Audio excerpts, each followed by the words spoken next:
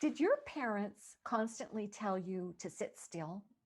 How about when you were in school, sitting at that really uncomfortable desk that they had? Didn't your teachers tell you to sit still? And didn't you just really want to fidget and squirm and move? So, here to explain why that instinct was so correct is our seating guru, Dr. Turner Osler. Welcome back to the show, Dr. Osler. And can you please tell us why we should fidget? Well, if you're a natural born fidgeter, it's clear that God loves you because natural born fidgeters just do much better in epidemiologic studies. It turns out that sitting still is catastrophically bad for human beings. We are by design hunter-gatherers. We're designed to be out and about 5 or 10 miles a day hunting and gathering. And when we sit slumped in front of a PC all day long, um, it's really a catastrophe for our serum markers like cholesterol, insulin, lipoprotein lipase.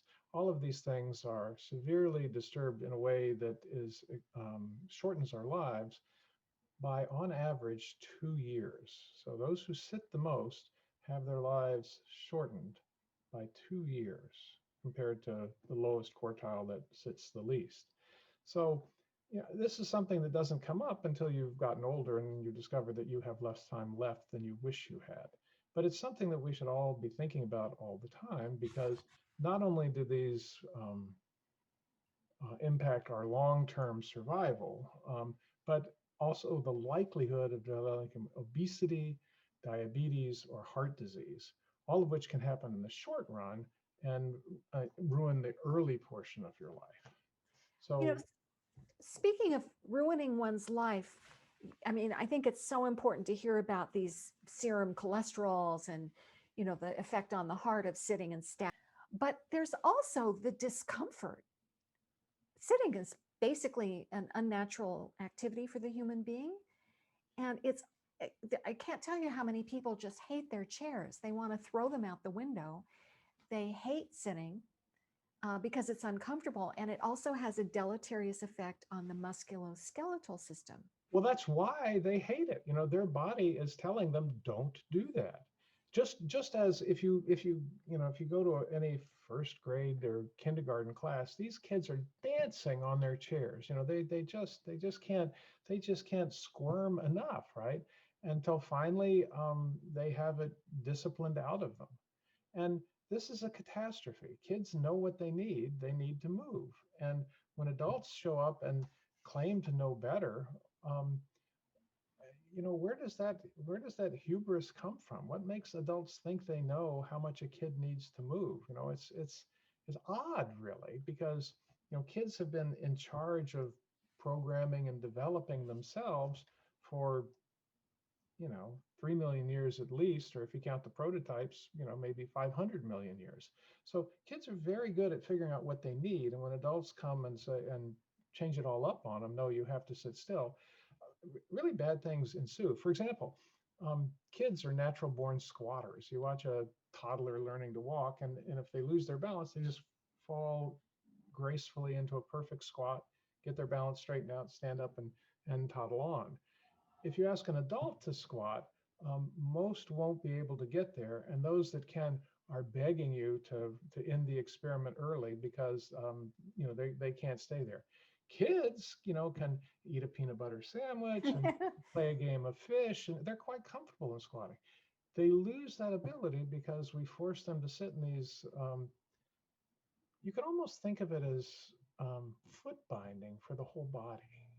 They lose Yes. all of the plasticity and agility and flexibility that they come into the world with by being forced to sit in these chairs for long periods of time, and worse yet, sit still. Yes.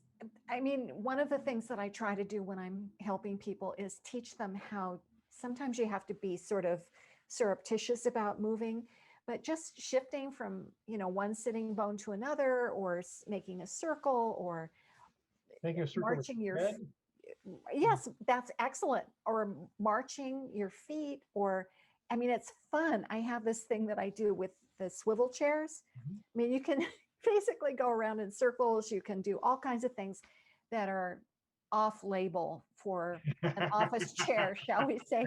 I mean, I basically have people close the office door and teach them the couch trick where you put your feet up on the chair and then you lie on the ground, and it's wonderful. It lengthens the spine. It's very opening for the shoulders. It's good for breathing. It's a good restful position, and it teaches the spine that neutral posture again. So, but it's not something you can really do in the general population, but people really love these exercise snacks that we were talking about earlier. Such a terrific idea, just yawning, reaching, looking, because our heads get so sagittal, and just the ability to turn one's head. And I think you said any movement, just move, just Right, keep and moving. just fidgeting, and this isn't airy fairy stuff. There's hard science behind this. There was a group of researchers in Great Britain, Garth Hager Johnson et al. From 2017, and they in the American Journal of Preventive Medicine, and they did a survey like lots of other surveys have been done, but they did the brilliant thing of not just asking how much do you sit, where do you sit, what do you sit. They also asked the question, do you fidget? And people broke quite cleanly into the fidgeters and the non-fidgeters. The fidgeters know that they're fidgeters because people tell them they are. So, yeah. And when they looked at the long-term outcome, the fidgeters had much better survival than the non-fidgeters.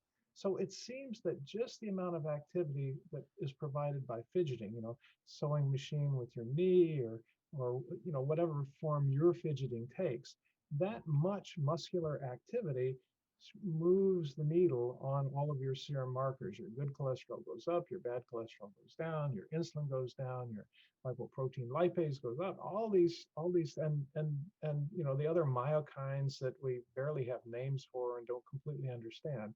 But we do know that humans are designed to move, and when you take that away from them, everything goes to hell quite quickly, and they lose years off of their lifespan.